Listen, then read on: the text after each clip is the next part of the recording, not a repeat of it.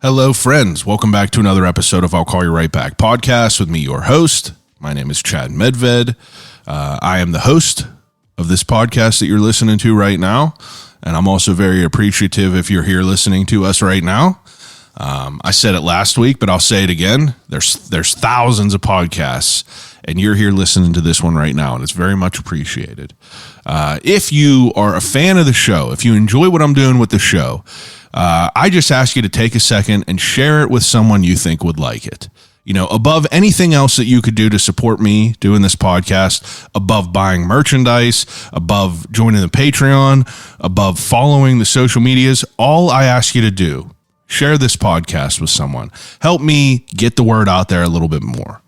It's crazy. I've been doing this for 6.5 years now, and I still have people that have never heard about the podcast, which is crazy to me. 275 episodes. It's a milestone episode, 275 episodes, 6.5 years running, and I still have people that I'll talk to that they never heard about the podcast. So, maybe I'm not doing a great job at marketing it, but, help a guy out. Share the episodes with someone that you think would enjoy it. That's a big help for me. That's all I could ask for you. If you want to go one step further, I got a website, I'llCallYouRightBack.com. Grab yourself a shirt to wear in this upcoming spring and summer season. I would love to see some people riding a bike in an I'll Call You Right Back t-shirt. What more could you want than seeing that? One time I was riding down Southside at Color Park, and I saw someone wearing my t-shirt. I knew who they were, but it was just random that I saw the person wearing my t-shirt. It was cool. That's a big deal for me as an independent guy here that's just doing all this shit in the basement of his home. That keeps that energy going. You know what I mean? It's been a rough past few months. I'm getting back into the swing of things. We're getting back into the routine. We're getting back into the groove, and I'm excited for all that's coming. Like I said, it's nice weather right now. We got all sorts of potential for a great spring and summer in Pittsburgh. Penguins missed the playoffs. Pirates, I haven't followed the Pirates ever in my life, so I don't know how they're doing right now. Last I heard, they were decent. They might be, they might not. I'm a terrible yinzer. I know. I don't watch sports. But I do appreciate people in the city doing good things. And there's a couple people I want to highlight real quick.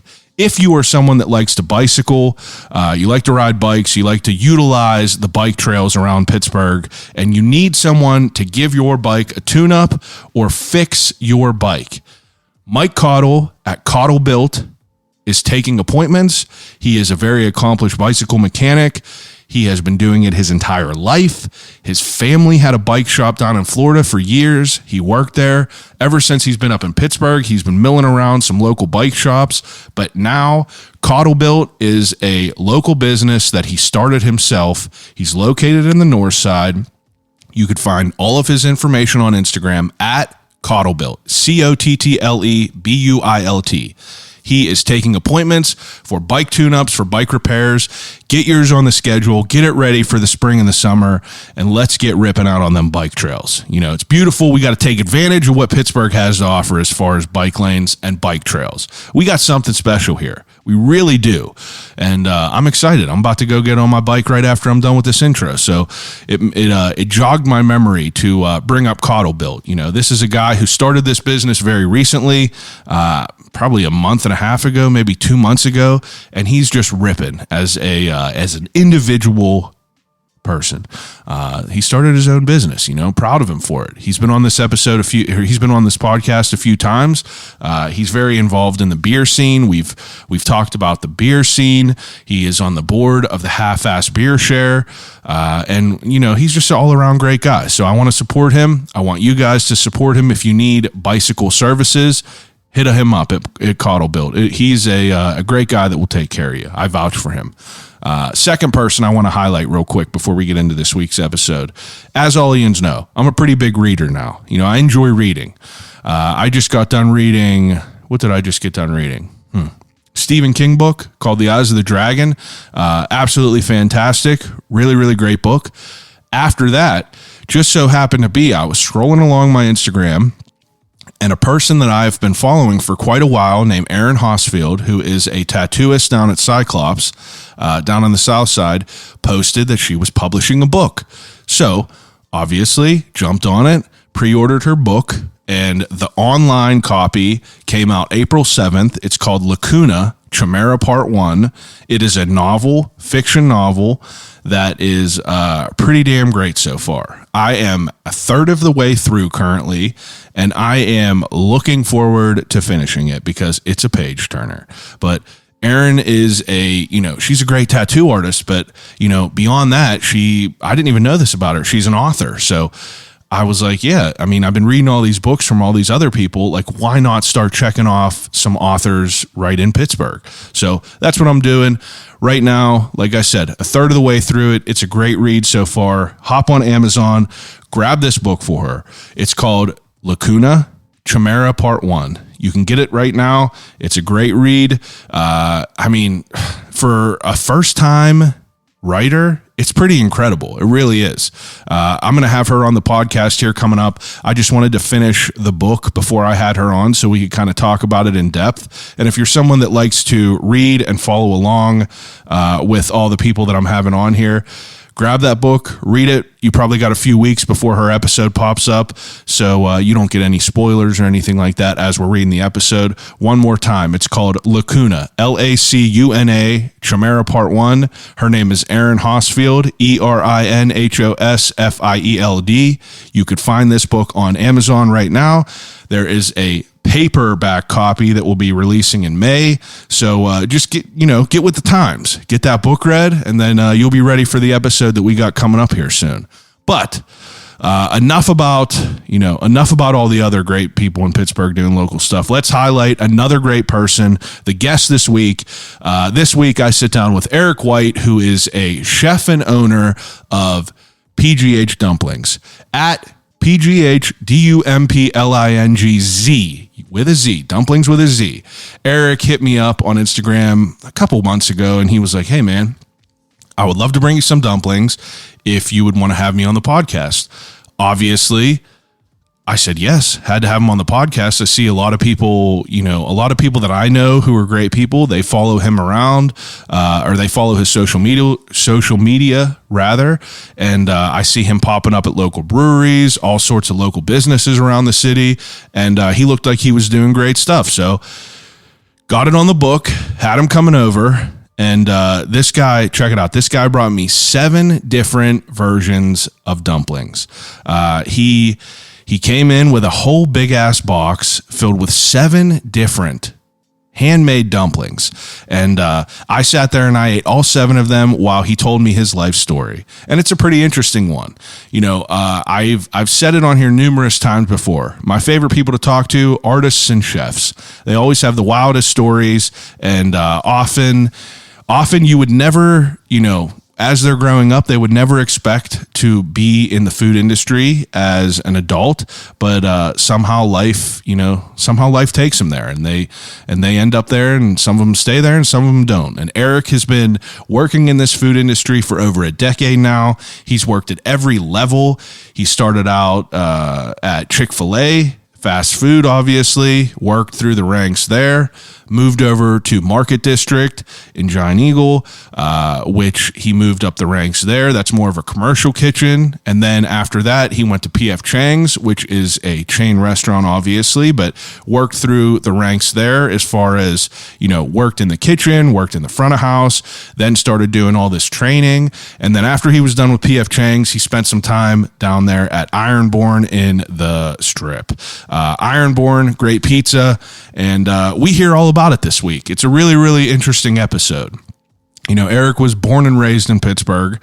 When he was younger, he had dreams of becoming an NBA star, and we kind of talk about when that idea of being an NBA star kind of dissolved, and he realized that he was going to have to do a real job, and how he came to being, the Pittsburgh Dumplingz guy. You could find his Instagram at PGH Dumplingz with a Z. He always puts his schedule up there. He got a menu up there. He does pop-ups all the time. You could find him all sorts of places. Go check out his Instagram, give him a follow, and go to one of his pop-ups and grab yourself some dumplings because they are delicious. They really, really are. So I am excited for you to listen to the episode. I'm excited for all the potential we have coming up in the city as far as fun things to do in the spring and the summer.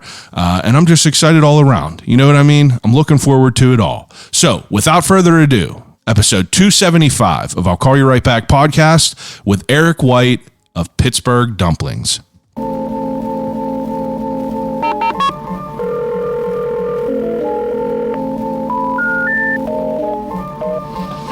Telephone. Hello?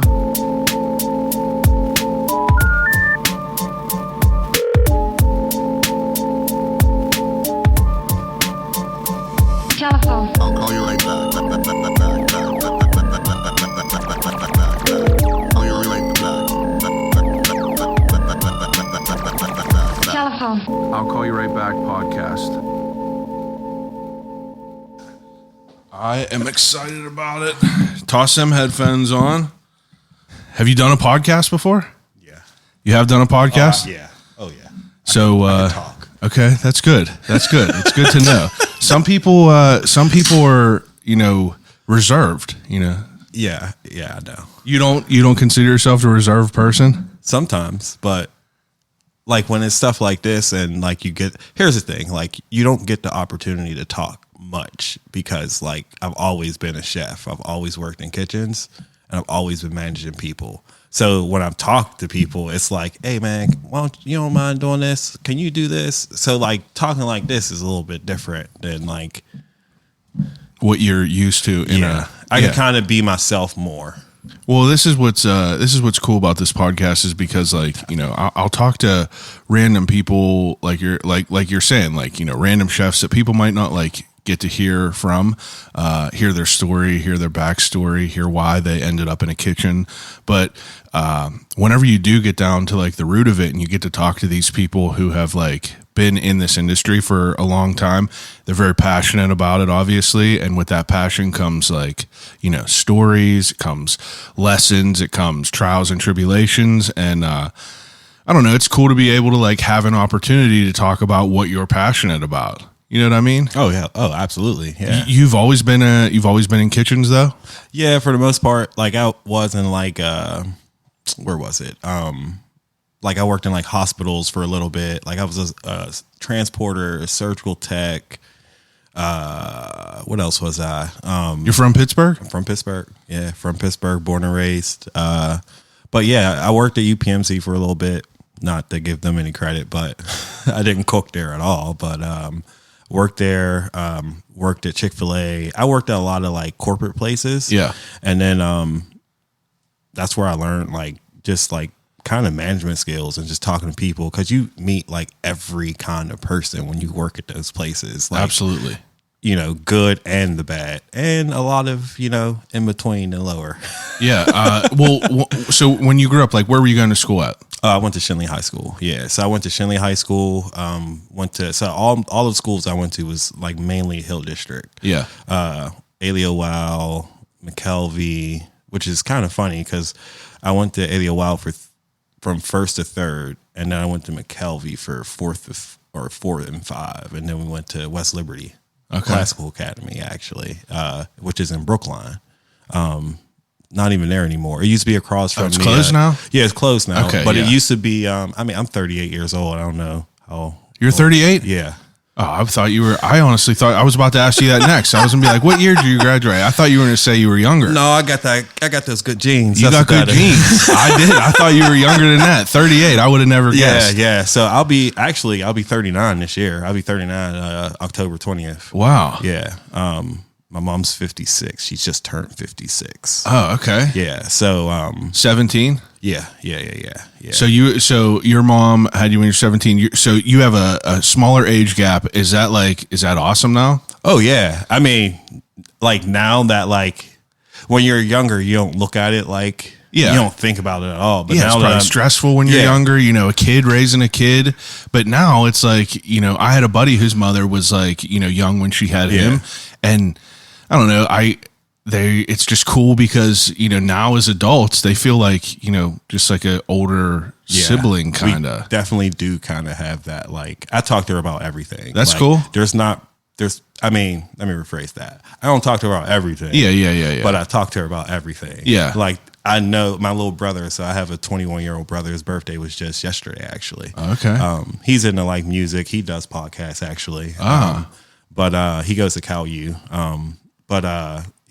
So he like tells my mom stuff that he probably shouldn't tell her. Yeah. But he grew up as like kind of like the only child in the house. So like he ain't really get those like, hey man, like you hold that back. Hold that back.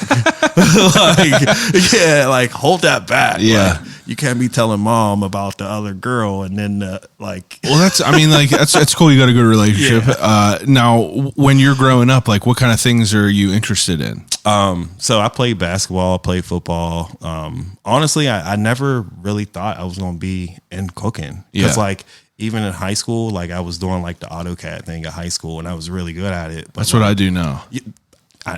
I was listening. I heard it. Oh yeah. That's why I was like, I wonder if he does graphic design because I know a lot of. I don't know if it like intermingles or not, but it seemed like it would for some reason. I mean, you would think it would, but I could design like pipes, you know, tees, laterals, you know, fabrications, but like I can't design like if I wanted a picture of a strawberry. Like I've been trying to design a strawberry that I could embroider on hats forever, and it's just like it's difficult to do. No, I get it. It's so simple that it's difficult. It's like, we were just talking about that. It's like those like that. Like you have the artistic eye, you just don't have that artistic eye. Brother, I got so many ideas in my head and it's so hard to like, you got to put them on paper or put them on the computer. They don't come out like it. I mean, even just to find someone to communicate those ideas to, in a good way.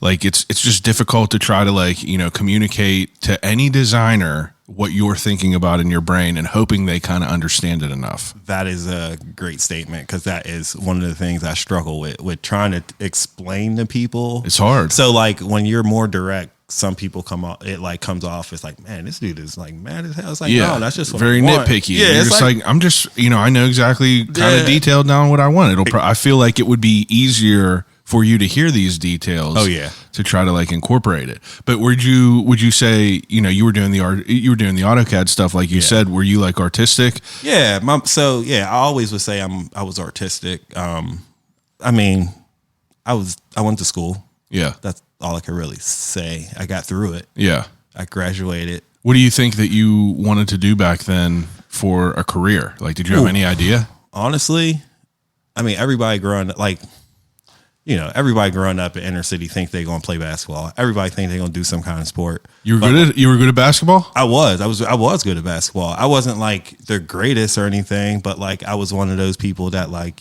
you don't see me coming. Like, and that's kind of like how I feel like my business is. It's like, people didn't really see me coming, like honestly. And I'm still like building stuff and doing stuff, like But no, I played football, played basketball. Basketball stuck with me. I still watch a lot of basketball. Now I've been watching more WNBA. As this everyone year. is. Yeah, this From year. Caitlin Clark and Angel and all that. Tell me about it. I don't ever watch basketball, and now I like know all their names and stuff. I'm like, damn, she dropped 40 back in. I'm like, and it's like I'm like finding myself. I mean, but that's just the power of social media, and like, you know, our lives are like, you know, we have a natural algorithm. Oh, and it's absolutely. like, that's popular, that's popping, that's like getting all these eyes of the WNBA. It's wild for sure. Yeah. So entertaining. Like, some of them is like Paige Becker is like, I've probably been watching her for probably like 4, like, and this sounds crazy, but like she was a freshman, but like when they were recruiting her. Was she in LSU? No. She's been at UConn like their whole, she's still in college. Oh, okay. But she's actually going back next year. So it's going to be even more interesting because she's going back for her senior year. And, but I watched her even before she was at like UConn, and she was like doing the same thing before, just like pulling up from like the logo and like, it's just like, it's wild. Yeah. It's just wild. It's like, you got like, I know I can't take 8 shots from the logo and be able to finish like I probably could, but then I'd be like, man, my arms, like, my back, like you know what I mean? Like I could do it, but like to just constantly, like, back and forth, taking them shots, passing the ball, running it. Like, when do you come to the realization that you're not going to be an NBA superstar? Like, when does that happen? Man, that happened probably quick because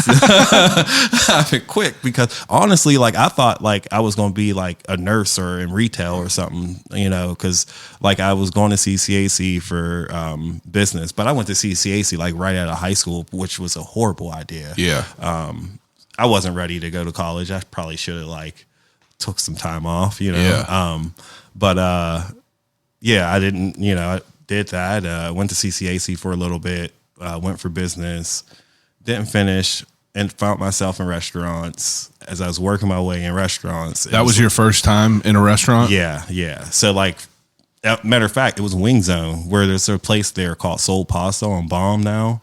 But okay. It used to be called Wing Zone a long time ago. It was just a wing place, and they had like 54 sauces, and it was insane. You could put like buffalo sauce on your like salad. Yeah, like it was the most insane. Like it was a good concept, but it was kind of like it's overwhelming. Yeah, it was like, man, this is a lot. Yeah, it's like Big Shaw Bob's. It's like I don't really go there, but so many sauces. Yeah, it's just like how do you even choose? And it's all the same basically. It's one different combinations. Yeah, we got 1,000. But yeah, I mean, like, how do you navigate through that world of food? Like if you started at that wing place, you know, I'm sure that it's like kind of a limited kitchen. Like, how do you progress through that? So like, honestly, like I still didn't see a future at that point. And like when I left that place, I was working there and I was working at Chic-Fil-A at the time. And I like told Chick-fil-A I didn't see a career in food. And then like, let me ask you about this. I've never had someone who worked in Chick-fil-A over here. My pleasure. And I mean, so I'm a big fan. It's delicious. I'm a big fan of Fresh Chick-fil-A. out the fryer? But it's not even just like the obviously the food is delicious, but like all around it is a great business model, it seems. Oh yeah. What is like the training like of Chick-fil-A? Like, is it a big deal? Man, because I feel like it's pretty. No. I feel like it's pretty. Like, you know, no, not at all. Why is it so? Why does it seem like such a well-oiled machine compared to like your random McDonald's? Because it's different. Oh yeah, so different. I can explain that exactly. So like when you think about that, like McDonald's has been around for a long time and they've streamlined it, but they got to the point where they just be like, we just need anybody in those stores to run. Chick-fil-A don't do that.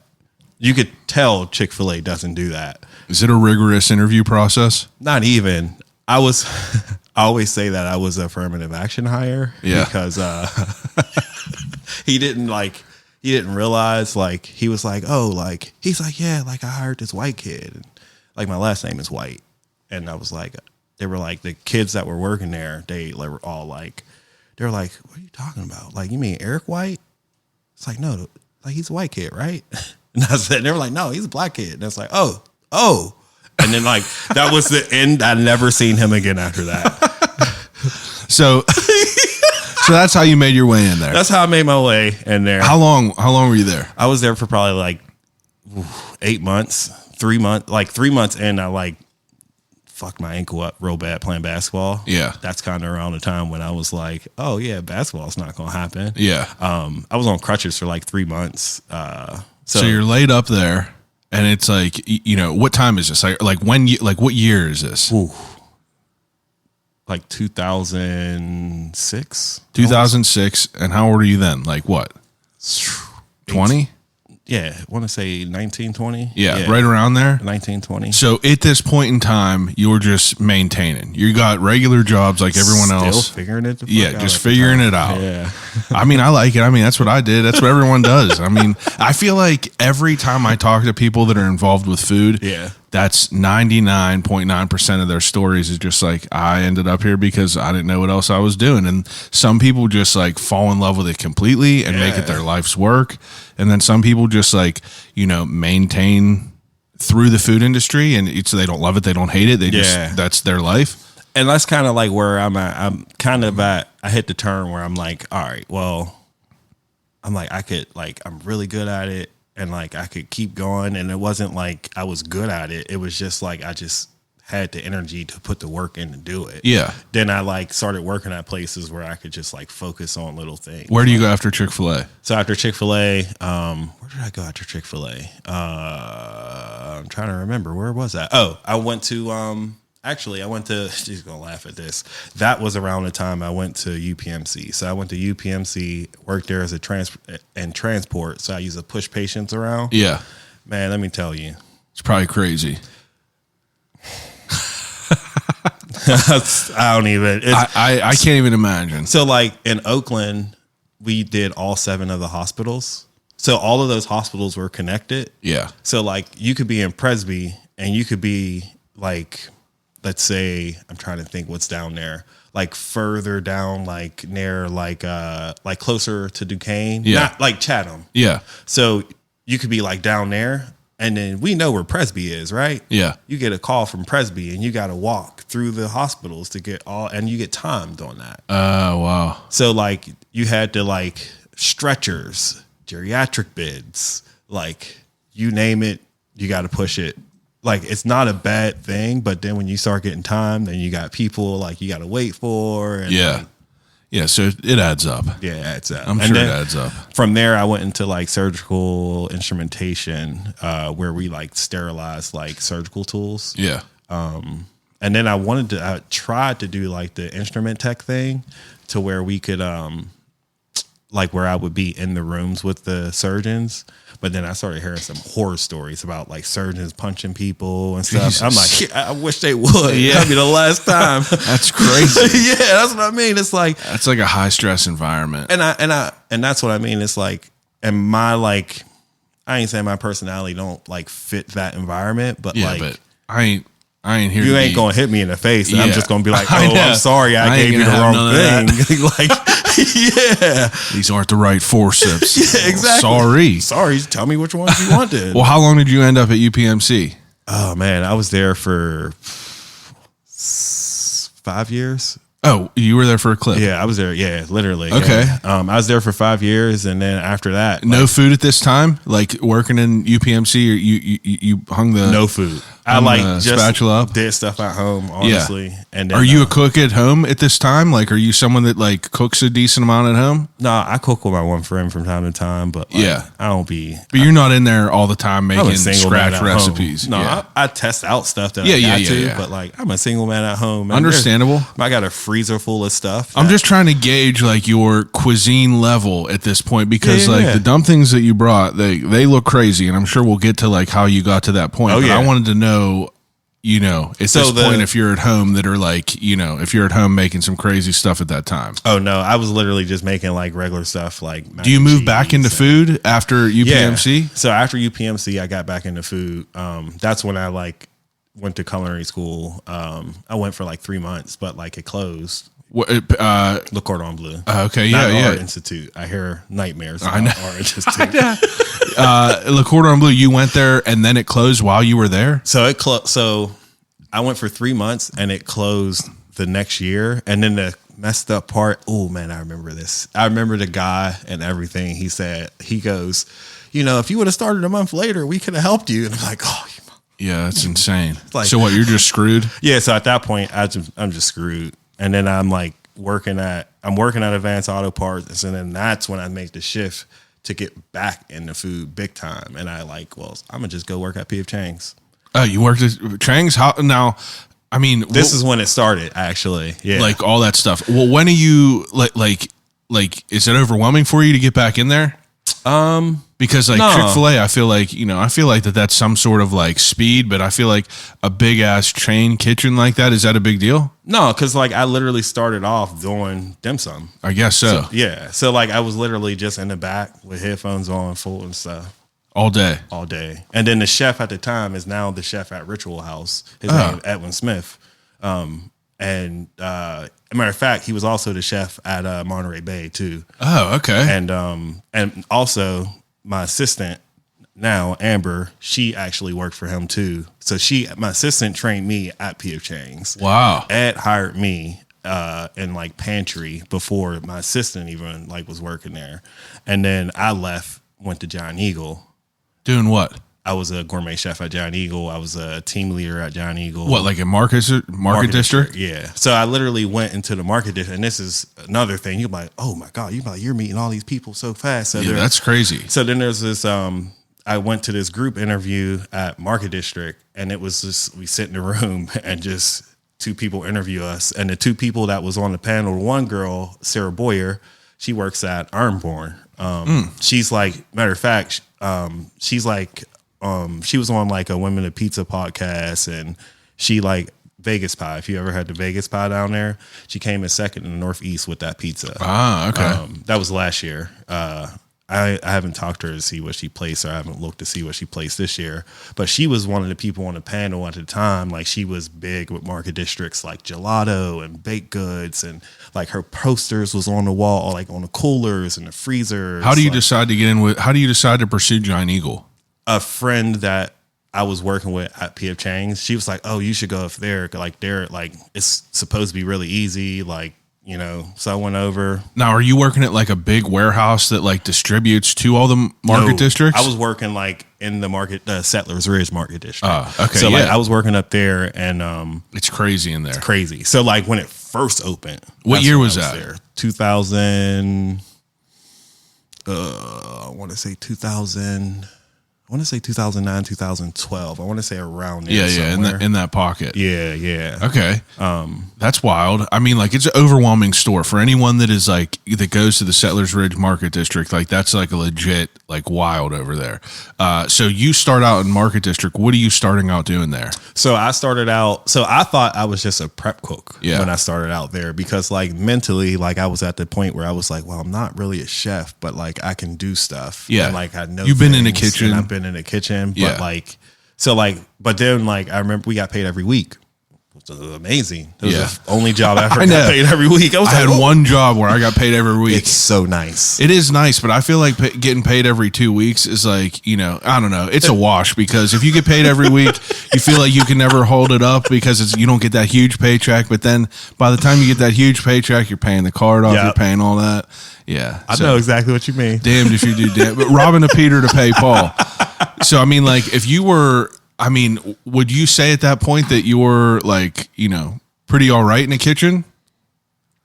Yeah, I would definitely say like I could hold my own. Like at that point, I could hold my own. Like, do you have to audition for like Market District where you have to? No, like, I wish they would have did that at the beginning, because half those people wouldn't have been there. Yeah, because I don't know why I think like, you know, you have to like make like a, you know, I'm thinking about like cooking shows where they're like, yeah, you have to make like a 3-course meal or some shit. But no, I really wish they did. I'm actually in a cooking competition coming up.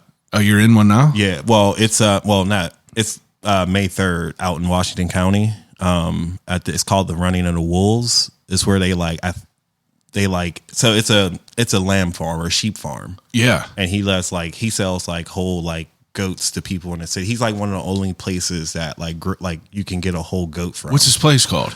Drew Ross Family Farms. Oh, we gotta talk more about this. This is so I could send you all of his. I have his phone number. He's super cool, and he's always in farmers markets. Well, do not let me forget to talk about this conversation, but I want to finish this Market District. Yeah. So the Market District, then, like, you know, you get in there and you're, you know, like, what are you doing at first? So at first, when I get there, I'm just like, I'm making pizzas there. Okay. Which is like, you know, that's cool. I'm making pizza, you know. Do they just like distribute workers where they need them? Like, you know, the people that are carving the turkey and all that stuff. There's those stations. So you get scheduled, like you go check your schedule, see where you are. Do you get to choose that? No. I wish. Oh, man. What's like the job that no one wants to do there? I hate making sandwiches. Really? Hate making sandwiches. I was a sandwich artist at Subway for about 3 days. I love that, but don't, because everyone likes their sandwiches different. Yeah. And you understand this as a sandwich artist. You understand this. It's like, don't put that on there like that. Can you spread it out more? I need more. Can you put more cheese on it? I need That's more. All the chicken you gonna give me? And I know. It's like, what's like the sought after position? What's the one that everyone wants to be doing there? Everybody wants to do hot bar. Actually, everybody wanted to do hot bar, which was like they had this massive like 24 well hot bar that you just had to keep filled all okay, the time. yeah. So are people just in the back just making the same shit over and over again? Some people, some people are, but then there's other people that's actually like putting stuff together. Yeah. Bringing things together and doing different stuff. So like I was a part of the people that was doing the different stuff, and there was the people that was like, let's just open those bags and throw them out there. Yeah. You know? So it's like, that's cool and all. Don't get me wrong. Cause like there's a place and you know, for that, but like you could tell the difference like in the sales when people would come in. They'd be like, I seen Vindaloo for the past 3 weeks. I don't need to see it again. How long were you there? 5.5 years. Oh, wow. I'm not very loyal. Well, that's good. I mean, like, so like that's that whole gap of like, you know, between UPMC to now. Yeah. It's like, you know, so you had some years at, you know, a chain kitchen, different places, and then some years at, I mean, would you call it a commercial kitchen, right? Yeah, I guess you could say that. Like, and Giant Eagle's like rules were a little bit like stricter than like the like so they had internal audits was stricter than the health department audits, which you probably understand because everybody has that. Like, I talked to Chef Tom a few years back. I know who Chef Tom is. Yeah, so I talked to him a few years back about all this, and like his conversation was a little bit different because like he worked in like the test kitchen and did that, and it's cool to hear. It was cool to hear that end, but it's cool to hear about the Market District end because it's wild. You know, I've talked to chefs before, and I've talked to Ryan Peters and Anna. He worked at Ironborn too. Yeah, so like Anna was also a chef who, you know, they both worked down at resorts. Yeah, so they were talking about like buffet services, and like that's such like a wild thought process of just like someone being able to make like, you know, 400 of the same chicken cutlet, all this stuff, and it's just like an art to be able to like do that and execute it well. Yeah, very wild. And that's like one of the things I don't do much of is like that kind of like banquet style stuff, just because like my stuff wouldn't sit well out like that. Yeah, it compromises your quality. Yeah. So like I'd rather show up somewhere if somebody's like, hey, we want to have your dumplings. I'd rather show up. Get there, sell it out. Literally, or be like, we want this many dumplings. Cool, I'll come cook them for everybody. Yeah. You have them hot, and then that's that. Yeah, opposed to me just like, here you go. Schlepping all these here that are just like, you know, stuck together, the last batch, and you're like, come on now. Yeah, and that's kind of like why like I do. Like, that's understandable. Yeah. Well, how does the transition from Giant Eagle go? What makes you leave Market District? So I had to be a decent job if you're there for 5.5 years. Yeah, it wasn't bad. I mean, so like I worked at the Shady Side Market District, and I worked there with Pete from Ironborn. He's the dude that owns Ironborn, but he worked there with me. He worked there at I didn't know that guy worked at the Market Districts. Yeah. He worked at a few of them actually. I tried to get him on here before, they said he was kind of reserved. He's very reserved. He's a reserved guy. Yeah, he's a if he comes to be listening to this, I would love to hear your story. So, you know, hit me up. Let's talk about it. Yeah, he's definitely a super cool guy. He just reserved. He don't really talk much, but I worked with him at Robinson, and then I worked with him at Shady Side, and then I transferred. Actually, I was supposed to get a sous chef position at Shady Side, and they didn't open the position fast enough for me. And I had a friend who was a sous chef, and he wasn't a sous chef. He was a team leader in Peters Township. Oh, okay. So he was like, hey, I got a sous chef position opening up. Apply for it. You'll get it. And it pays more than the Market Districts. So I just took it. Yeah. But I ended up hating it because it was Giant Eagle. Yeah. No offense to Giant Eagle. That's all right. You don't have to. I'll offend enough. I hate Giant Eagle. I'll say it on those here. Those prices, man. I know what you mean. It makes me sick. You see on Valentine's Day, they were waxing people for $100 for a bouquet. No, I didn't see that. Yeah, well, everyone else in Pittsburgh did. Giant Eagle. I've tried to get people from Giant Eagle on here. I'd love to have someone to talk to me about. Really? Yeah, I want to hear about the whole. You know, I want them to call me an asshole and say that I just am ignorant to what I'm saying. But there's something is amiss at Giant Eagle. I hear you. You know, it's a miss. I hear you. And I'll quit it there. But you know, something's afoot at Giant Eagle, and I'd love to get to the root of it. But so you move past Giant Eagle. Mm-hmm. What is next in your story?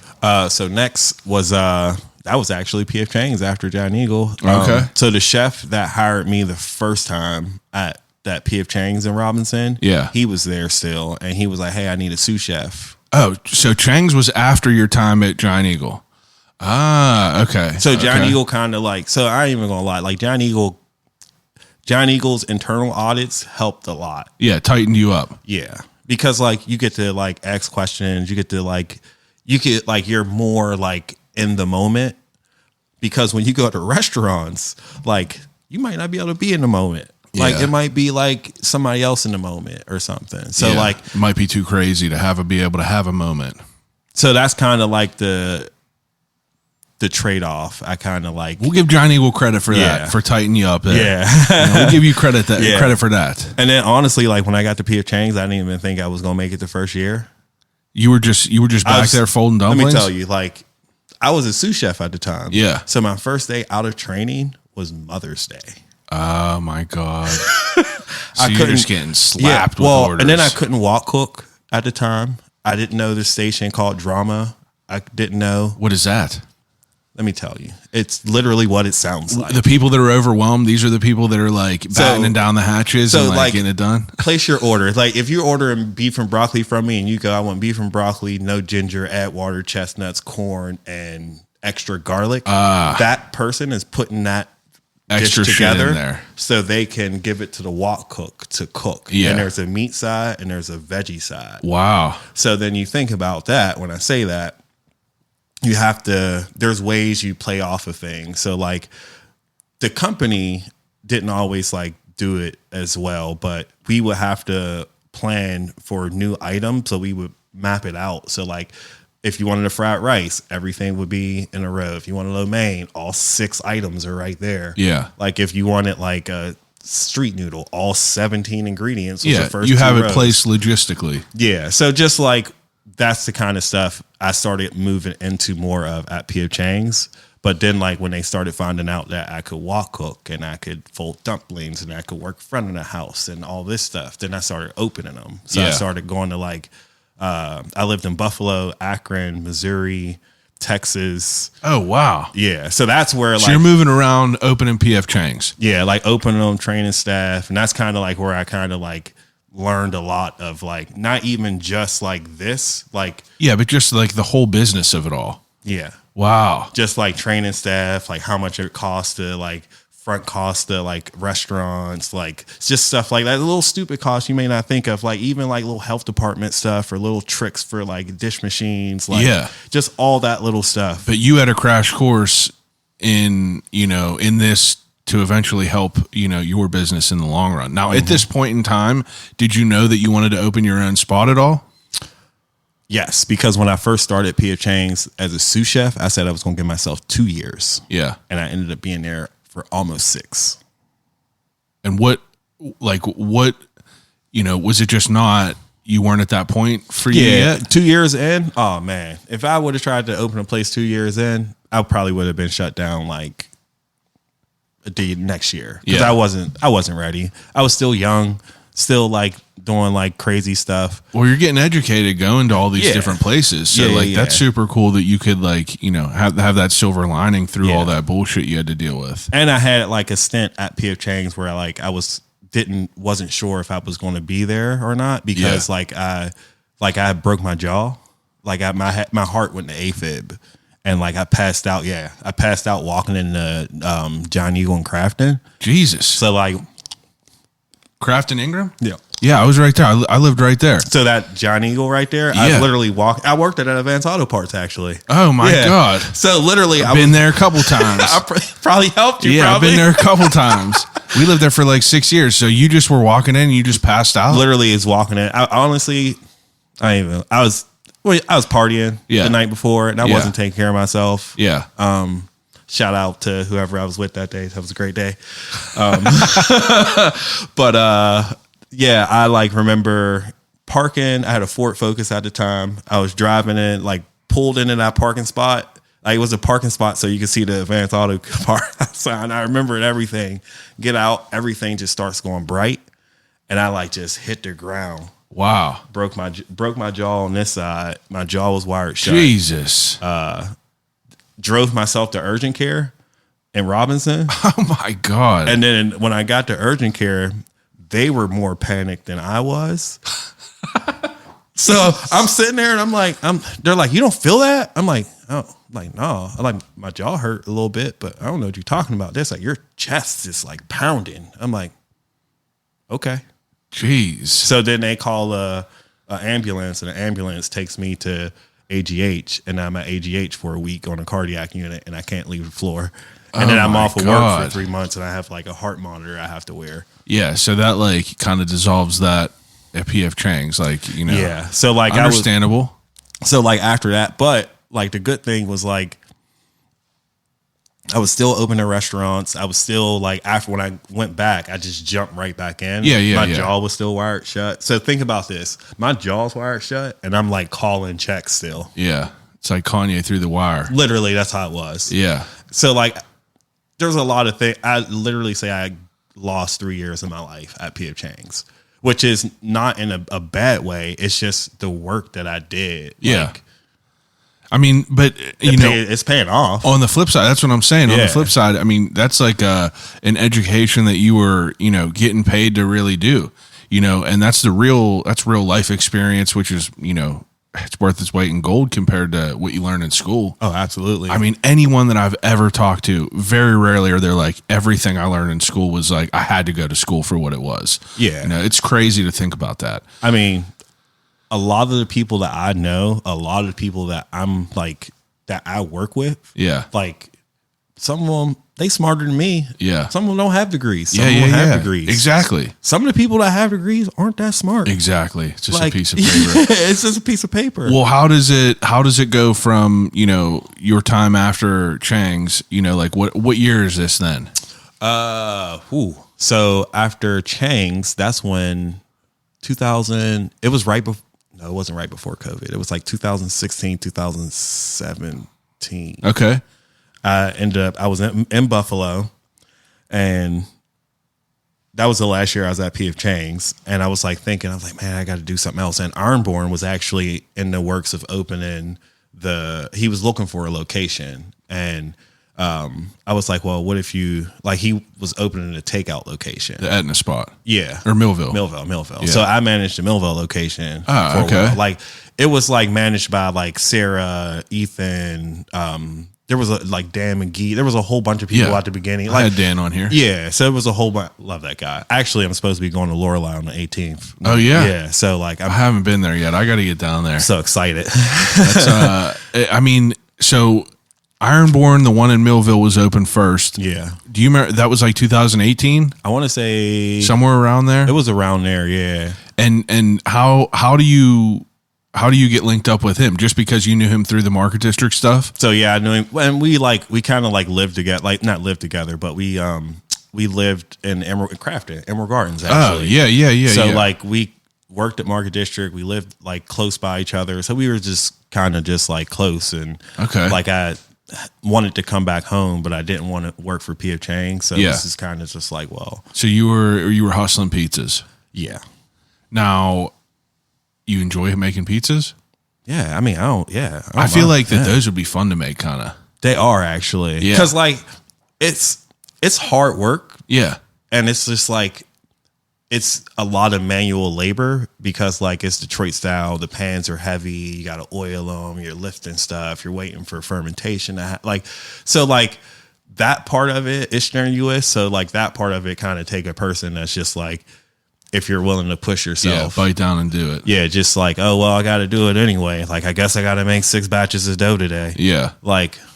So you're there. How long are you there? I'm actually still kind of there, but not really. Like I work part-time, like when they need me from time to time. So like I'll like send them some days that I have open and they'll just like throw me on. But well, when do these dumplings, when do these come into even like the realm of like possibility?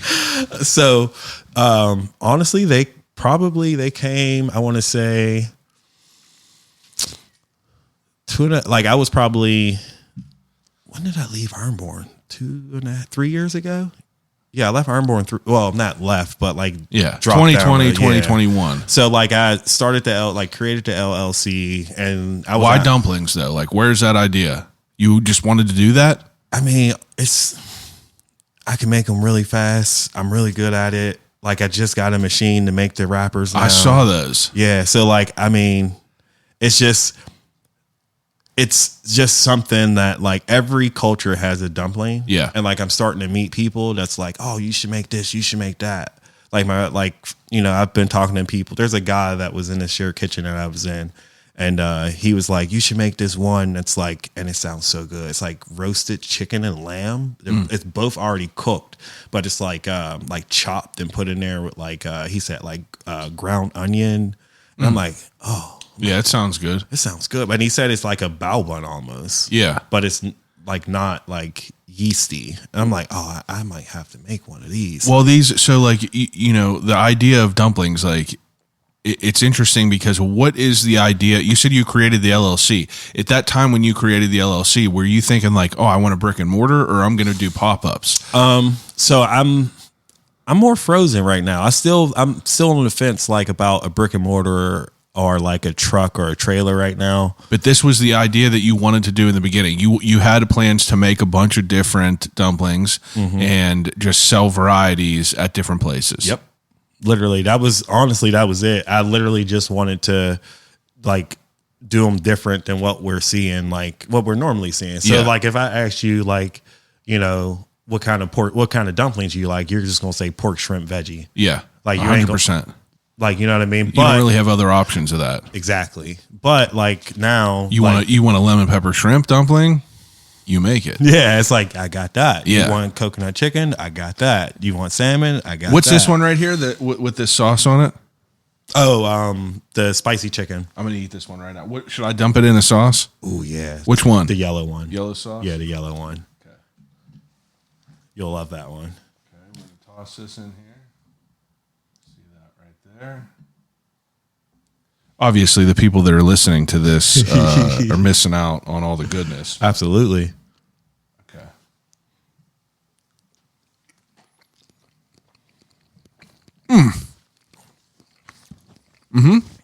So, what did I just eat? So the one you just ate was the spicy chicken wonton, and you are actually, other than the students at CMU, you are the first one to have that one. Really? Yep. Oh my goodness! Because like they had a CMU pop up. I had a spring farmers market yesterday, and literally sold out in 2.5 hours. Yeah, that one was real good. I love like any sort of like spicy chicken, anything like that. But the sauce that you got right there is crazy. What is the sauce? Oh, so the sauce is a spicy bang bang sauce, and we so the honey is from Hughes Apiary's farm. It's a hot honey that she uses habaneros with. I used to make my own hot honey, but then like my spice level is like higher than most people's. Yeah. So I got to kind of be like, You're just crushing people. yeah, literally crushing people. I asked my assistant Amber to taste it, and she like tasted it, and like instantly she's like, oh my God. Like, A little bit too hot. Yeah. So like, well, where's the kickoff point? Like what's the first one you make? What's like the first pop-up you have? And like, how do you approach that? so the first pop-up I had was at Ironborn. This is when? This was that was the first pop-up I had. It wasn't even last year. It was the year before last, I want to say. Because last year I started earlier. No. Yeah. So my first pop-up actually was last year out of Ironborn. It was October or November of last year. I can't remember the exact date. Yeah. But it was good, actually. How long before that were you like, preparing and like trying to figure shit out? For the pop-up and stuff? Yeah. Oh, It's like, this is pretty much like, This is like, honestly, you started ripping. some of this stuff is like the north. Some of this stuff is probably going to go away. Some of this stuff will probably stay. Just because I'm like streamlining. I'm streamlining now. Yeah. And Like I have some stuff that I'll keep doing. I have some stuff that I won't. What was the first ones that you did? Chicken shishito. That will never go because I used to sell that to Hidden Harbor. Yeah. Actually, what is Hidden Harbor? It's a restaurant over in Squirrel Hill. It's like 1708 Shady Avenue. I think is their address. I feel like I've heard of it numerous times. It's attached to Independent Brewery. Oh yeah, I have. Okay. And they also have a bottle shop that they got attached next to them now too. They actually trying to take over that whole block where they are now. I think now there's like that. I think there's like a dumpling place on the corner. Okay. So I think that, I mean, I don't know how much longer it's going to be there, but no offense to them, but like they literally bind up everything around them. Well, so which one is the chicken on here? Is that this one right there? That's the chicken shishito. Okay, I got to eat this one. Yeah. Do I dump that in anything? Absolutely. And that sauce. In the same one? Yep. And this is the flagship. That's the flagship. So this one eventually will be in like Giant Eagle stores at $10, at $9.99 for 10. And then I have so then that one is like soy sauce, garlic, scallions, shishito peppers, and the shishitos are actually like blistered, so they got that little smokiness to them. Yeah. Listen, I have to tell you, I'm sorry for throwing bars at Giant Eagle. I'm not trying to mess with any of your business or something like that. For the record, that gripe is with me and Giant Eagle. All right, that's all it is. But yeah, that one's real good with the pepper in it. Mm-hmm. Yeah, that's real good. I like that. So that one was first. Now, what's your first pop up? Like, how does that go? Good, actually. Like I realized, like you always. So like now, like I'm to the point where like people are coming to me and asking me, like the people that are not like a lot of people coming to me because like people just go and figure it out, but like the people that's like never been in a kitchen before or like those like. So I like to help the people that like never done it before. Yeah. Because the people that's done it before could kind of figure it out. Yeah. You know what I mean? Yeah. And it's nothing against those people because I'd still help those people too. But like, like if someone... I get what you're saying. Yeah. You're a good resource for someone that's just starting out. Yeah, exactly. You're willing. Exactly. And then I'm not just going to be like, oh yeah, well... Plus you spent years training people, so you have a different set of skills. Exactly. Yeah, so that makes a lot of sense. Yeah. So, how do you approach from that first pop-up to...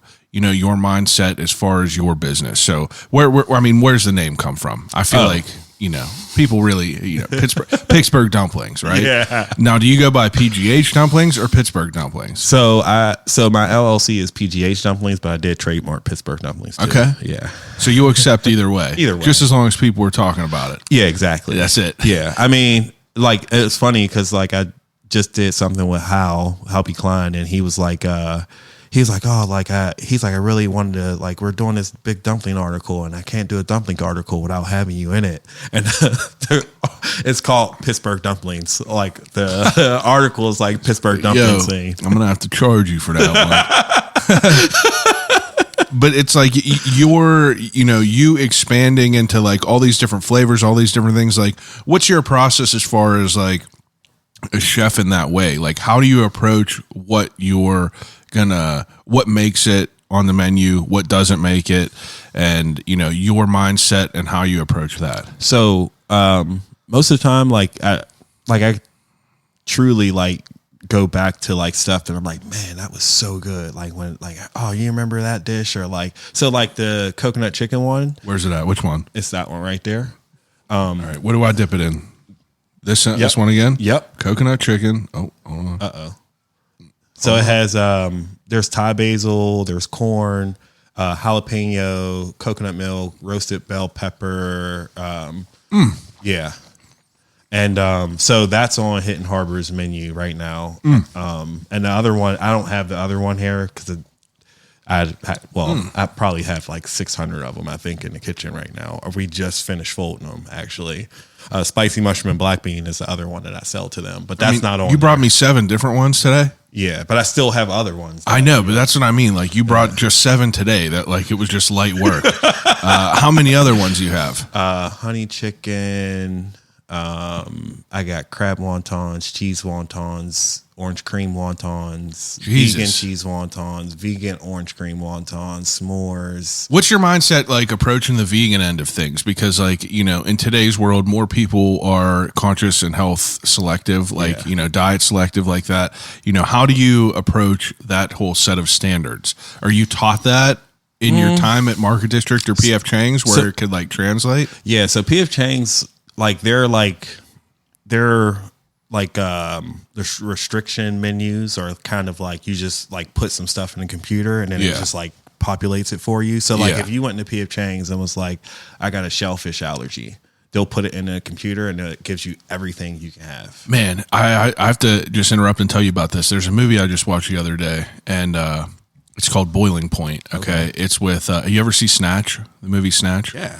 Okay, you know the guy who is Jason Statham's like little henchman where he goes, "Oh yeah, I like Dags." Well, this guy is so good. That was so good. I appreciate that. This guy is the head chef of like, you know, I think a 5-star restaurant, and it is shot in one continuous take, 96 minutes. And this guy did it over 3 nights. They just had this restaurant, and it was like watching a play, and it was just a night in a mismanaged kitchen, and that was like something that happened was like an allergy that they didn't put in the system. But that's what really made me like, you know, curious about how you approach it, because I don't have any allergies, thank God. But like, it's crazy to think that like someone could eat a peanut and like die. So for you or any chef, you know, to approach that is kind of wild to think about. Yeah. So I've literally had people say like, I've heard some crazy allergies, which I've been like, really? And it's not like that I'm questioning it. It's just like some allergies. It's very unique. It's unique. Yeah. Like I'm allergic to saffron. All right. Cool. Something like wild like I ain't that. gonna never buy it. It costs too much. I know. Never getting you saffron. But it's like, you know, so for you to like think about having that on the menu, like how much of a priority is that? So man, like honestly, like I kind of like we streamlined the stuff that we have now. So like I'm still kind of going through it a little bit, but the chicken Cheeto, the coconut chicken, spicy mushroom, black bean, and we have a honey chicken that I didn't bring you. Yeah. Couldn't get the That's honey, all right. Honey from my people. That's all right. And then there's a few other ones we have, but some of these probably won't stay. Like the pizza one probably won't stay. It's so good though. I'll probably do it for occasions. Like some of these, like I'll do them on occasions, but I've very streamlined these recipes. Like I use a computer program to put them all in. Oh, okay. So it calculates like my distributing costs, my retail costs, like my costs, like all that. So like I could charge exactly what I need to be charging and know what you're going to be what you need. So to I have know for exactly what a batch gets me. Ah, okay. Yeah.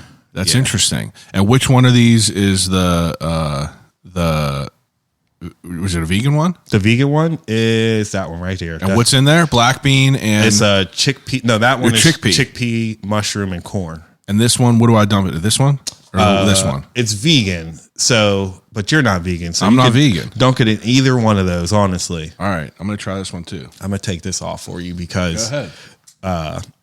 You're gonna get some taco vibes, and you're gonna be like, "Oh yeah, I need some sour cream."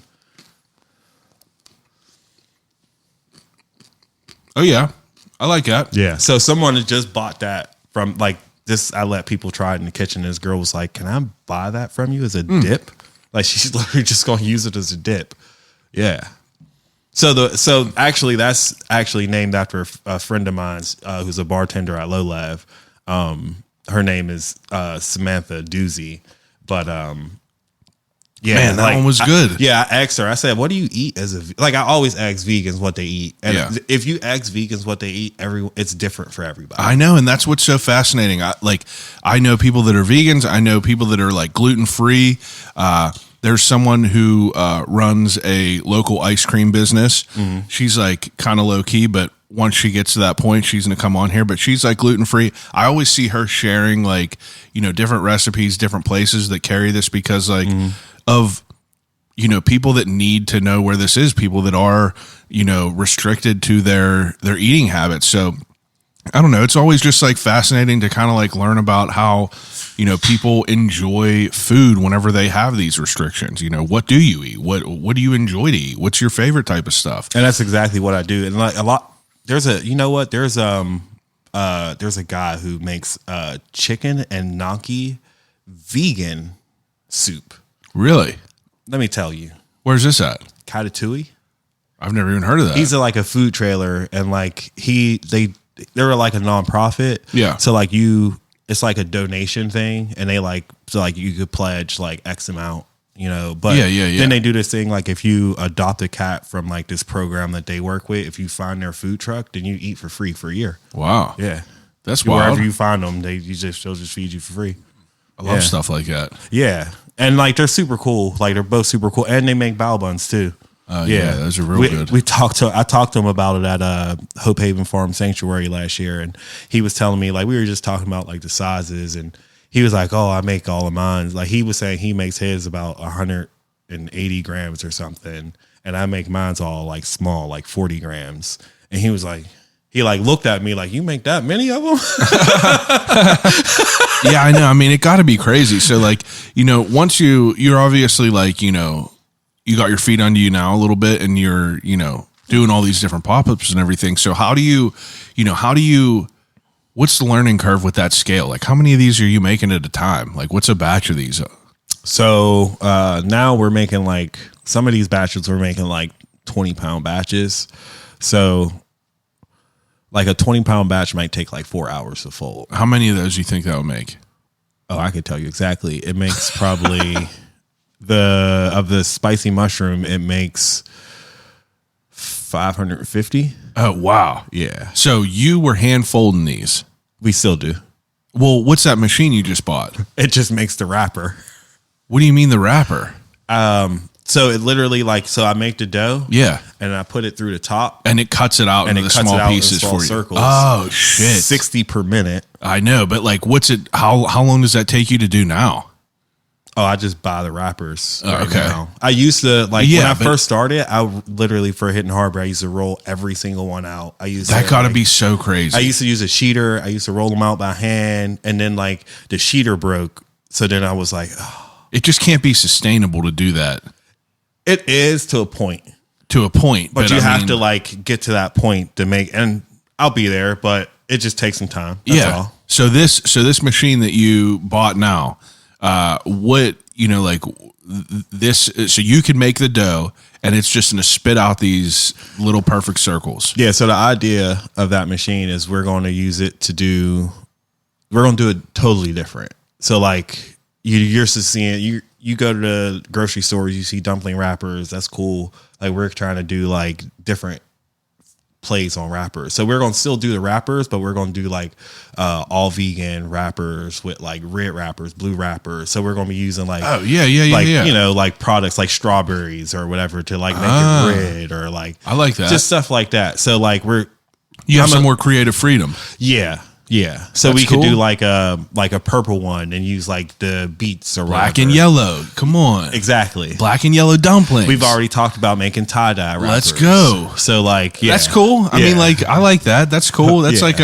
you could add in a little novelty with a good quality product like that. So that's kind of like exactly like what we're trying to do is like, just like, not like everything is going to be like that. Yeah. It's just going to be like, all right, what could we do here to like, what do I have as an option? This is just another tool in the toolbox. Because like you'll be able to find it, and there's people out there that are doing stuff like this, and it's very unique. Yeah. And I've seen it done, and I've like wanted to do it. But like Ryan Peters uses like different grains to make like, purple pastas and stuff like that. And it's like all natural ways to make like, he did an NHL or NFL theme of all that stuff. So that's what you're talking about. Is so being able to customize it. Exactly. Yeah. Well, so at this point, you're strictly doing like pop-ups and everything. You don't have a brick and mortar. It's like, how do you approach it? Well, I do wholesale too. So I do.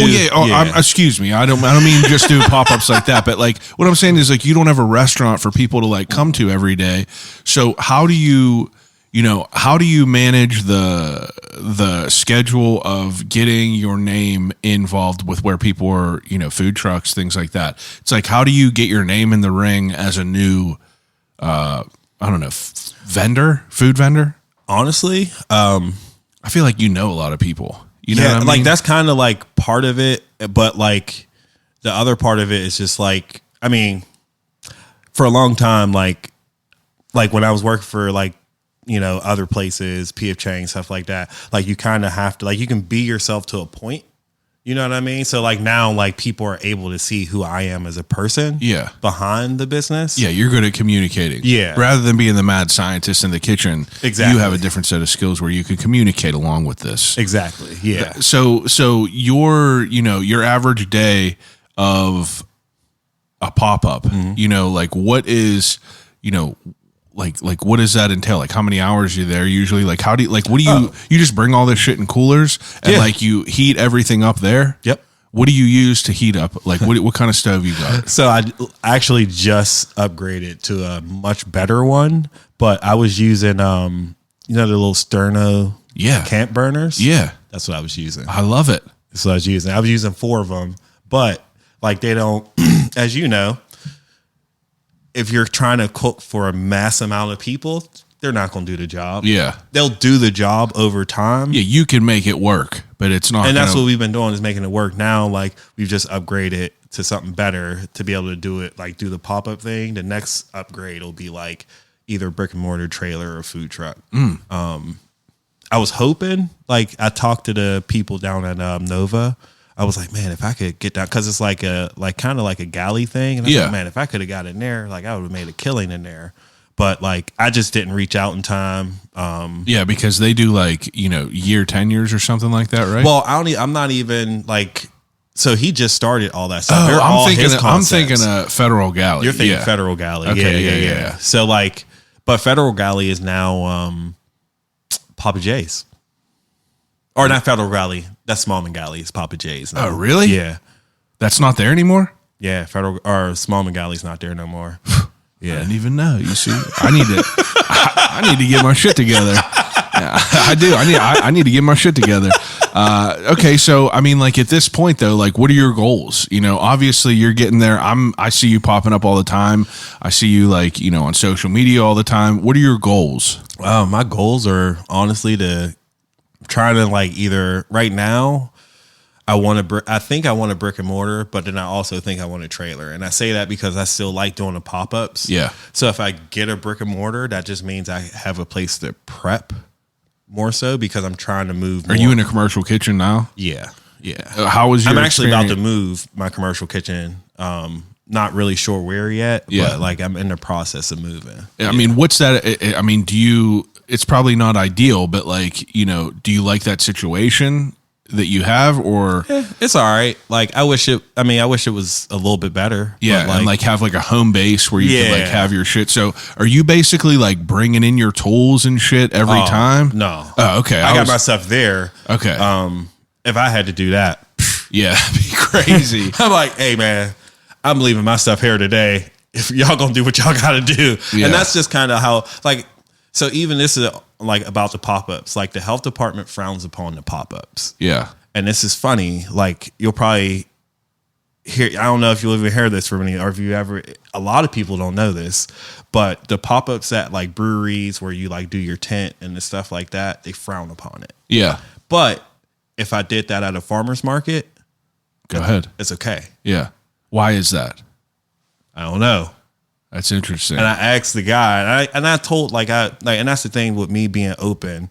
Like I told the guy, I said, look, man, it's like if you want to, I understand that I can't do it, but if you want to shut me down, like you're just gonna have to come find me 5 days a week. Yeah. And it was no offense that I said to him. I was like, that's no offense to you, but like if you shut me down, then you got to go up the street and shut everybody else down. Yeah, too. for sure. And I said, I know your bosses ain't gonna go around Pittsburgh, and it's not going to be the inspectors that shut you down. It's going to be the higher ups. Yeah. You think they're going to really be out after 5 shutting people down? Absolutely not. Exactly. So that's kind of like where it is. You just, as long, like, so I have a commercial space that's licensed, and then I set up like I'm doing a farmer's market. Yeah, so yeah, I yeah, have yeah. like water, a waste bucket, Yeah. like for hand washing. See, I just learned about all this because I helped my buddy Mun's Pizza. You familiar with him? Yep. So, he's been doing pop-ups. I hit his a couple of times, and it's like I'm just observing him It's getting crazy his how ready. much stuff. It's crazy how much goes into it, and like what has to be, water has to be off the ground, and I don't know. I think that maybe I'm the minority of it to be the type of person that is fascinated by like the inner workings of all this, rather than like just being a brewery patron who goes and orders food after a couple of beers. I'm like the dude that's sitting back there, like looking at the equipment, like what kind of stove is that? Like why do you do it this way and why do you do it that way? And I don't know. I become fascinated. That's like the root of why I do this. I get it. But yeah, I think that so in your, what would you say your biggest roadblock is? Like not even a roadblock, but like what's like the tough part of everything right now? Is it like the prep? I feel like the exchange of it all, like the point of sale would be kind of fun, but that's the fun part because you're talking to people, like, chatting up. Then there's like, this is how I am at events actually. Yeah. So like at the farmer's market on Tuesday or yesterday, CMU, there was the spring market. It was a good breeze that came through. And I was like, real out. And then everybody like kind of looked at me. And I'm like, nobody's going to react to that breeze. Like I'm the only one that felt that. Like I'm the only one. Yeah. Like I love that. Yeah. I think that would be like a fun part of the whole thing. But yeah. I'm looking forward to Barrel and Flow this year. Yeah. Like have you ever been to Barrel and Flow? I'm not a drinker, but I know what it is. Okay. I've friends that are involved with that. I ain't really a big drinker either, but like I do like to like. I know it's a great event, great community event for sure. So this is the first one I'm doing this year. I did Veg Fest last year. Veg Fest, Barrel and Flow is the same day this year. I saw you had to choose what you wanted to do. So I feel like you probably made the better decision. Yeah. I mean, they'll still get their stuff. I know Barrel and Flow though. I mean, like they're ringing some bells. Now, what's this last one right here? That is the pierogi one. This is the pierogi one. Yeah. So that's Jammy's pierogi is what I call it. It has his gold dust seasoning. Uncle Jammy? Yeah. Oh, my boy, Uncle Jammy. You know him? Have you had him on? Listen, I've tried. I've tried. I met him at Giant Eagle. Okay. I love that guy. I met him at Giant Eagle, and he's like kind of a reserved guy, but I was like, I want to buy these sauces. He was at the Crafton Ingram Giant Eagle. They were banging. I should have brought. So he gave me a sauce that he didn't release that's made with blueberries. Oh, really? Oh my God. Man, I saw him at Giant Eagle, and then like just past like probably 4 months ago, we were driving down Brookline, or we were driving like through Mount Lebanon, and I saw him. It was pouring down rain. He was on the side of the road under a little tent, and there was supposed to be like a market, but there was no one there because it was raining. But I popped out and I grabbed some more seasoning, and I was like, "Yo, dude, I would love His to." fry seasoning? It's crazy. I put it on mac and. I told him. I said I put it on mac and cheese. Yeah. I put it on everything. We're big fans. We got Uncle Jammy right upstairs in the cabinet for sure. I'm so happy you have. What's in this? So what's in this? So it's his fry seasoning, cheddar cheese, potatoes, scallions, and then Orange or white? A white. White sauce? Yeah, because it has the gold dust with the sour cream, and you'll like that. Yeah, whenever you said gold dust, I was like, that's Uncle Jamie's gold dust. Yeah. Right, that one looks great. Let's try this one.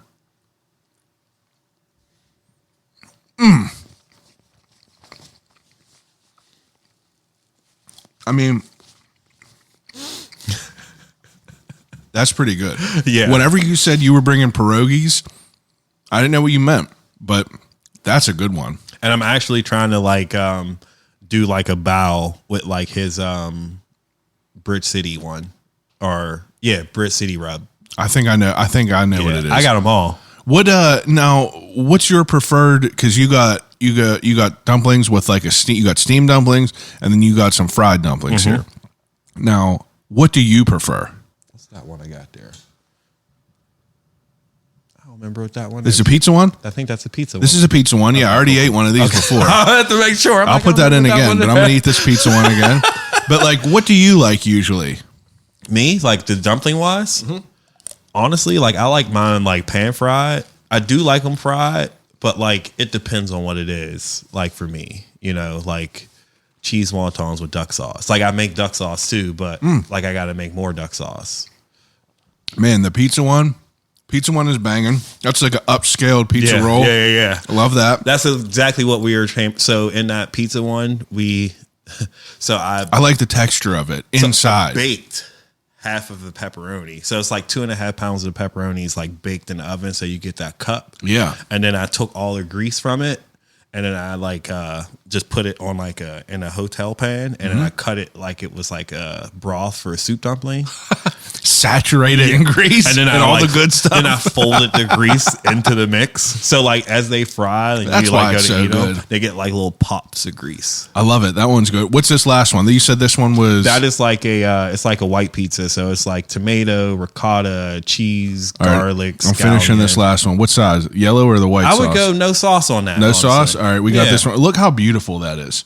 That is a beautiful dumpling, handmade. Love it. All right.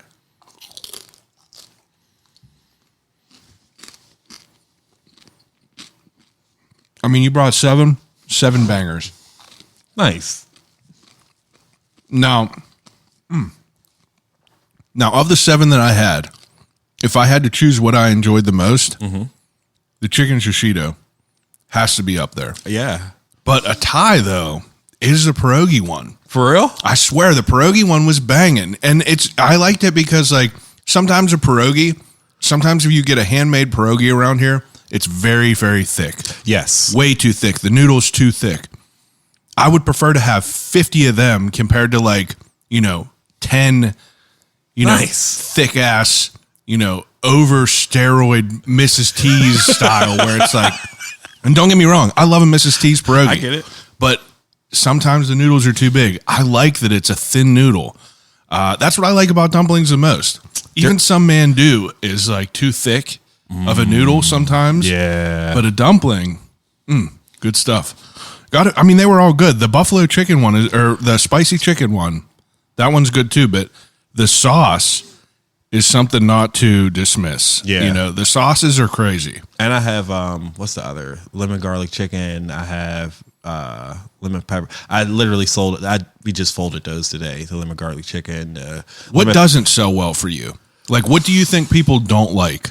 Or not what you think, but what do you know that people? What did you make that you thought was a lot of times when I do that's the thing. A lot of times when I do pork dumplings, like there's people that love them, but then there's people that's like they don't eat pork. No, I don't eat pork. Yeah, I get more people that's like I don't eat pork.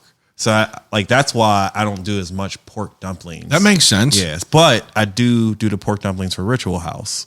So like I drop off to them probably like 900 pork dumplings a week, probably like 100 edamame ones, and then I'll probably do like 200 of the shrimp ones a week. My goodness. Yeah. Just on top of like all the pop-ups. Just busting it out. Yeah. Now, I mean, it seems to be going well. Yeah. I mean, you came across my eyes, your page, and this was not a hard sell. You hit me up and you said, I'll bring a bunch of dumplings. Let's talk about it.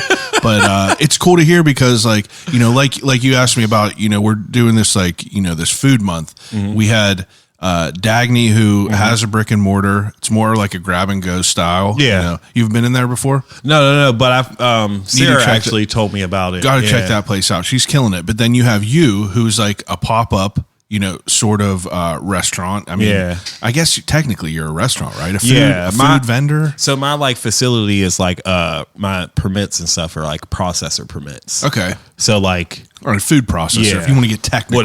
Whatever. But then next week we have Chef Life Hacks. Okay. You know who that is? She's on Instagram. She was just on I think she was just on. She's always on Talk Pittsburgh. Yeah. But she is like an influencer type of chef. And then like after that, I got a buddy who runs an Italian restaurant called Yoli's in Jefferson Hills. But like, I'm fascinated by all the different lanes. So it's cool to hear about your lane, how you prepare your goods, like how you prepare what you're making, like the process behind it. And I think it's pretty damn fascinating. And it's only up from here, right? Oh yeah, absolutely. I'm actually starting to get into egg rolls too. So egg rolls. Yeah. Man. Now I think that this is a perfect opportunity to go into the ending segment because I got some questions that I want to ask you, hard questions.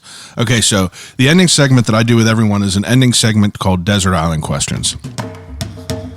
I was waiting for this. All right, so we're going to add in some other ones, and just off the jump, I'm very curious about if you had to name another place in the city who does great dumplings, what is your favorite? So I just went to Dim Sum Parlor. I haven't been there yet. Fire. Real good? Oh. I know. I've heard people say fire. it. And like you get like we spent $100 and we got a lot of food and took food home. Like that's good. It was like congee, like the char siu plate, like jade dumplings, shrimp dumplings, right down in Lawrenceville. Yeah, we got everything. Drinks, like and it was for 2 people. It was $100. Like that wasn't bad. That ain't bad at all. Yeah, I mean, for and we took stuff home. Yeah, that ain't bad at all. Yeah. That's good. Okay. Now another one. Do you have any do you have frequented restaurants that you like in the city? It's a hard question I ask people. Like, what are a couple of your favorite places to go? Actually, no, I do. So I haven't had it in a while, but I used to Mr. Nick's Chicken. Mr. Nick's Chicken. Bro, let me tell you. Is it real good? I always see it. I'm never at breweries, so it's so good. And then I'll see people post a big ass chicken sandwich, and I'm like, God damn it! I say to him, I'm like, bro, how many pickles do you make a week? Because he hand makes them pickles. Yeah, the amount of pickles that he puts. I got to get him on here. Yeah, I got to get him on here. You do. I got to try it first. I got to get it on. His stuff's really good. Maybe I'll get him on here and he'll bring me one. Yeah, he would. That way I won't have to go to a brewery. I feel bad because I'm not like a drinker, and it's like everyone pops up at these breweries, like a good buddy. That's the thing. Like I go to when I pop out to breweries, like these people come in and not drink. Yeah. Like I got to do it more. That's what I got to do. Yeah, I do it. Let's get into the real questions now. Okay, Desert Island Questions. Whenever I have each guest 3 categories to take with them and use until they starve to death and die. First category, 3 movies. So you get pick 3 movies the rest of your life.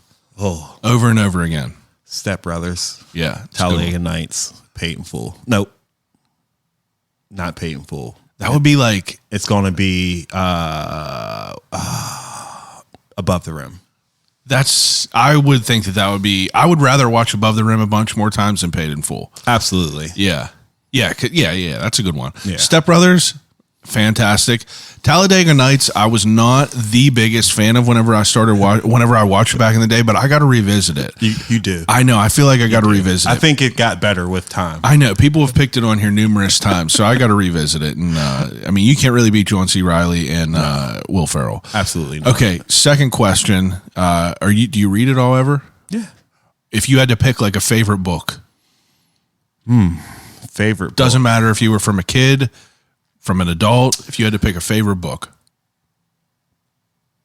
Actually, there's this book that I read because everybody goes through their little mental stuff, but this one book kind of helped a little bit. It's called Fuck Feelings. Yeah. And it kind of because when you're when I was working in a restaurant, working in the restaurants, I had feelings, but then people would you would tell people they couldn't do something. They would look at you like you don't got feelings sometimes, or they're like, man, that's mean. You're like, no, I'm just telling them you can't. So it's kind of just it kind of pulls you out to look at a different perspective on things. That's a good answer. Yeah. So I would say that would probably be, yeah. Okay. Third category, 3 CDs. Oh. So the first CD I ever bought was Life and Times of Sean Carter. So I have to say that because that was the first one I ever bought. What year was that? I was a freshman in high school, so it got to be 99. Okay. 99, 2000, around there. All right. Yeah. Yeah. I would definitely probably put the Hot Boys up there. Can't beat it.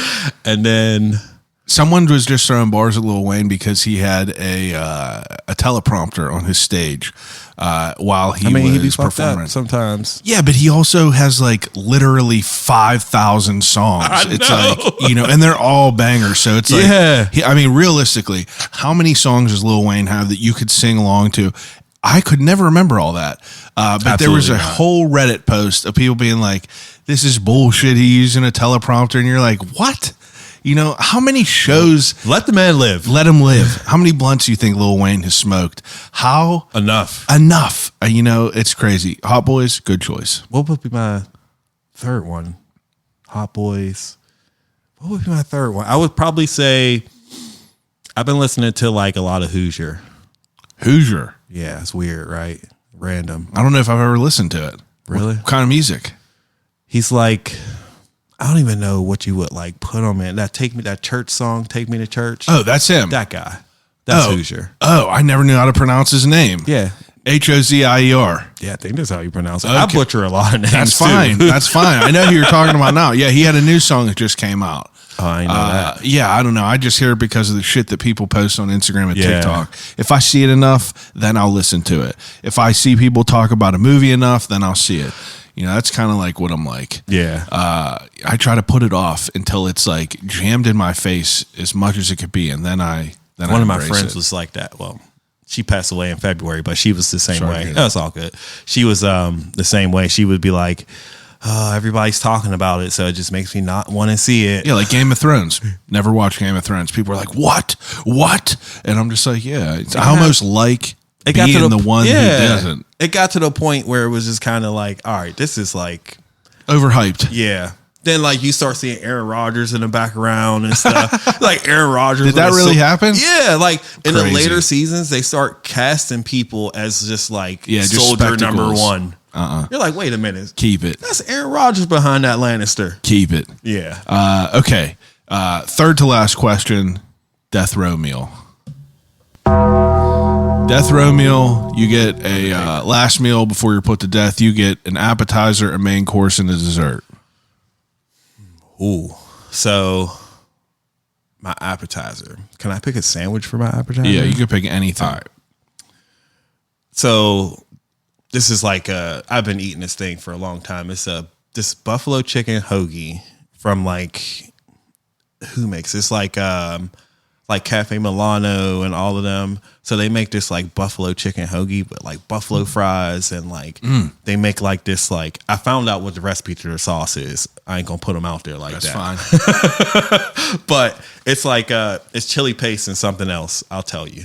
But it's delicious actually. Okay. And they put like buffalo fries, fried chicken. I always get extra chicken. And it's literally just buffalo fries, chicken, and sauce. I love that. And cheese. That's good. No lettuce, no tomato.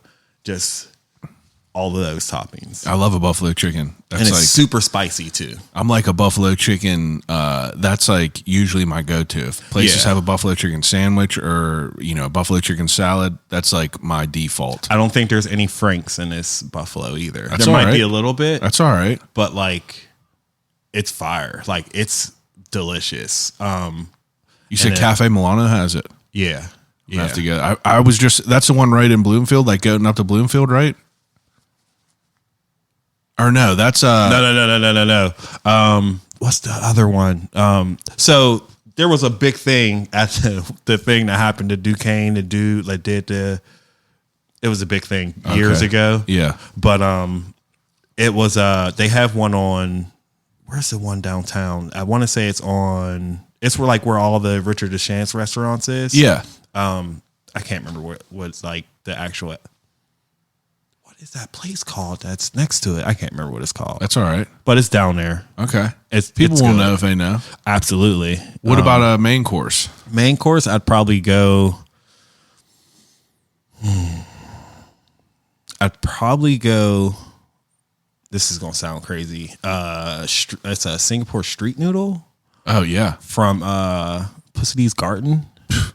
Crazy. So I have not, like, I went to that place before they did reopened. Big construction and had the street noodle and it was fire. Like, see, I never went whenever it was like the original spot. I've only been there after it was done, and it's crazy. Yeah, I haven't been. But I've heard nothing. I've heard it was even better back in the day. They just were nominated for James Beard too. I know. Yeah, it's a fantastic spot. One of my favorite in the city. Yeah. So I mean, I'm gonna definitely have to check that place out because I haven't been since they did that. When I moved back, like I lived in Lawrenceville. Yeah. So like, and I lived like right across like that block 5270 where the car wash and all that stuff is. Yeah. I lived right there, so I could look out the window and see it. So you got to get back over there. Yeah, I used to be like, oh man, are they gonna be open? Like, got to get back over there. Yeah, so I am now. I live in the Hill District. I'm definitely going over there. All right. Yeah. What about dessert? Dessert, I would probably go.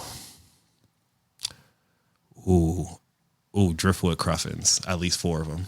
Driftwood cruffins. I've only had a cruffin from Mediterra, and it was fantastic. It's the same thing. Yeah, same thing. Croissant muffin. Almost. They like stuff theirs though. Yeah. I don't know if like do they stuff theirs? So they do like flavors like Driftwood. They did a raspberry like cream one. I gotta get the Driftwood. A Lucky Charm one. My wife brought home pizza from there the other day and was insane. It's so good. I know. I got to go down and eat that. And they opened a bakery, so like I saw that. Yeah, their baked goods are fire. I know. That's what everyone says. I got to make my way down there. Their pepperoni rolls are good. I worked next to them at the Lawrenceville Farmers Market. So like I would get like pepperoni rolls and like the bread all the time, cookies. They're chocolate. I think they was like a chocolate rye cookie. Oh, it was so good. Yeah, that's crazy. I love shit like that. Yeah, like they just do so much like different, little bit stuff. extra. Yeah, I love that. Yeah, I love it. All right, that's good. Second to last question. You're getting ready to go on a road trip. You go into a gas station, get a snack. What is it? Oh, this is easy. I've been on a kick with these. Did you see they changed the bag on Flamin' Hot Cheetos? Like they made so the Flamin' Hot Cheeto bag is like it used to just be all bright. Now it's like black, but then they had like it's still bright, but like it's like there's black on the bag now. Never seen it. Yes, when you see it now, you'll be like, "Ain't that something?" I know. I'll get them tomorrow. It's been a minute since I had literally. them. They're good. I would get Flamin' Hot Cheetos and probably Zots. And Zots. Yeah. Like the little candies in a little bag? Yes. You're the only person I know. I remember getting them for Easter. Oh, they're like, so good. I know. It's been a long time since I had one of them. Man, I buy a 20-pound bag from Grandpa Joe's in the Strip District. You're still on them crazy.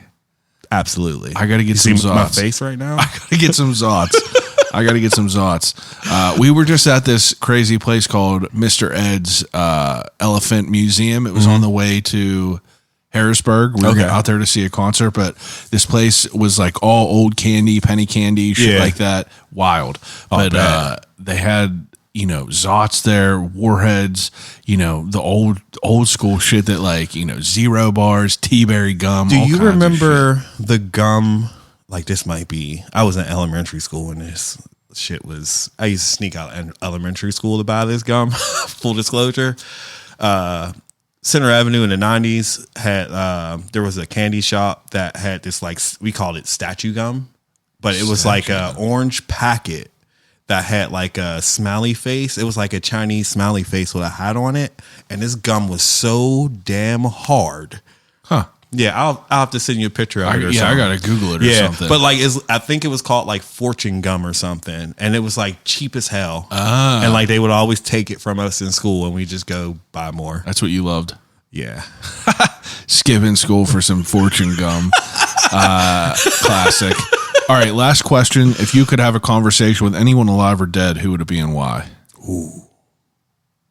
I feel like everybody's going to say Kobe, or a lot of people would probably say Kobe. But I don't know if I've had many people say Kobe on it. Because I would probably say that because I never got to see him play. I never got to go see him play live or go see him. As you have Kobe on your hat, is that Kobe on your hat? Yes, it is. Yeah. And a Lakers shirt on right now. Yes. Yeah. Yes. And a Lakers themed flannel. Absolutely. Big LA fan. Big Lakers fan. Yeah. Not like I don't hate LeBron. I'm like Kobe era. So it's like different. That's fine. Yeah. Like that's fine. I respect him. He ain't Kobe though. Yeah. I get it. I get it completely.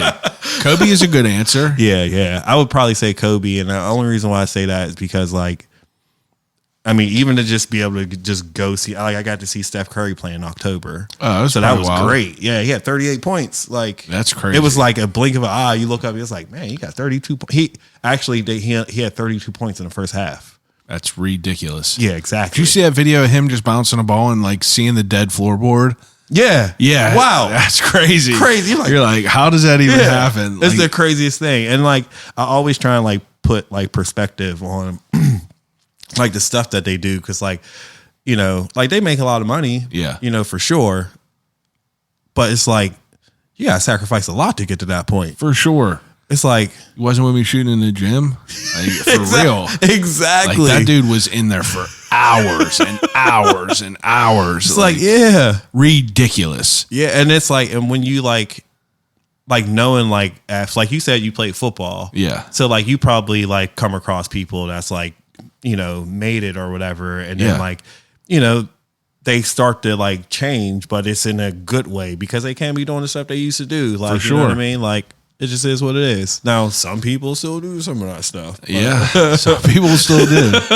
Yeah, that's a good answer though. I think that's a fitting answer for sure. All right. Well, I mean, like I can't thank you enough for bringing me over, 7 different variety of things. I know my wife is pumped about it. She always gets like the extras that, of all the guests that bring stuff over. Now, before we end this, take a second and give people dates. This is going to be out, next Thursday. Okay. So it's like, anything you want to promote, where people could find your Instagram, where people could check your schedule, the whole thing. Okay. So my Instagram is PGH Dumplingz. I post my schedule on there. I answer messages on there pretty often. My next pop-up is Saturday or no. So this will be out Thursday. I'll have like veg fair. I have the EYV pop up on the 23rd, which I'm still selling tickets for. What's that? So Eat Your Veggie restaurant. Oh, okay. He does like stuff like broccoli chicharrones and like. Oh wow, that's a get. You should probably try. Where's that at? North side. Yeah, I got to figure that out too. He's but his restaurant was like veggie forward at the beginning. Yeah, and then like vegans want to come eat, but like it just don't work out like that all the time. Yeah. So he like started doing more vegan stuff, but he still offers like protein stuff now. So you can go in there and get a steak. It's not like you don't have to go in there and just. I love that. I'll check it out for sure. Yeah, yeah. But yeah, PGH Dumplingz is my Instagram. My website is pghdumplings.com. I post a lot on my Instagram. I post my schedule on my Instagram. Menus on my Instagram, ticket dates for buyouts, pop-ups, classes. I have a class I'm teaching at CMU next Tuesday, actually. It's supposed to be registered like 200 students in an hour and a half. That's crazy. Yeah. Wow. That's dope, though. Yeah. That's cool to hear. Yeah. So you got some stuff coming up. Got a lot of stuff coming up. Yeah. Follow PGH Dumplingz. That's the best way to find it. Follow, I'll call you right back. I got some more shit popping on my end as well. But yeah, dude, I appreciate you taking some time to talk to me. Thanks, man. Thanks for having me. Absolutely. Everyone else that's listening, appreciate yins. As usual, each and every week we're back with another great guest doing great things in the city. Thank you for listening. Call you right back.